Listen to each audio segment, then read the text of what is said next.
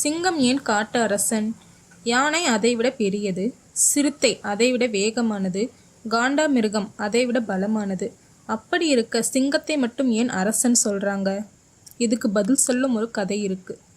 ஆப்பிரிக்காவில் ஒரு பெரிய புல்வெளி காடு. மாலை நேரம். ஒரு சிங்கக்கூட்டம் பல நாட்களாக சரியான வேட்டை கிடைக்காம பசியோடு இருந்துச்சு. அந்த கூட்டத்தில் ஒரு வயதான சிங்கமும் இருந்துச்சு. அது நிறைய வேட்டைகளை பார்த்த அனுபவம் உள்ள சிங்கம்.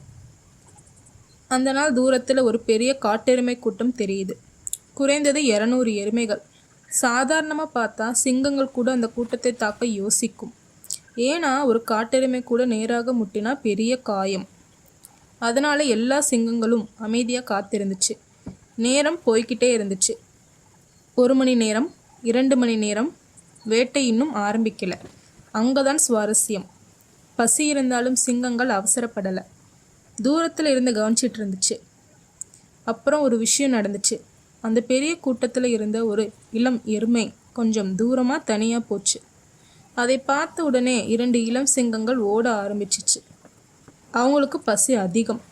இப்போவே பிடிச்சிடலான்னு நினச்சாங்க. ஆனால் அந்த வயதான சிங்கம் அசையவே இல்லை.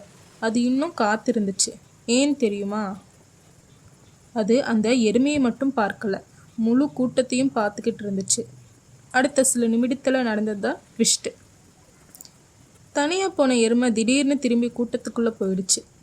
அதே நேரம் நூற்றுக்கணக்கான எருமைகள் ஒன்றாக நகர ஆரம்பிச்சிச்சு.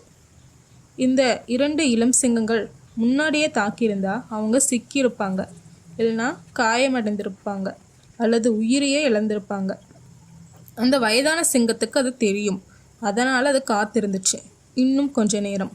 சூரியன் மறைய ஆரம்பிச்சது. இருட்டு அதிகமாச்சு. இப்போதான் சிங்கங்களுக்கு சாதகமான நேரம். மீண்டும் ஒரு வாய்ப்பு கிடைச்சிச்சு. இந்த தடவை கூட்டத்தில் இருந்து ஒரு பலவீனமான எருமை பிரிஞ்சது. இந்த முறை வயதான சிங்கம் எழுந்திருச்சு. ஒரே சைகை. மொத்த கூட்டமும் நகர்ந்துச்சு. சில நிமிடங்களேயே வேட்டை முடிஞ்சிடுச்சு. அந்த நாள் சிங்கங்கள் சாப்பாடு கிடைச்சதுனால மட்டும் ஜெயிக்கல.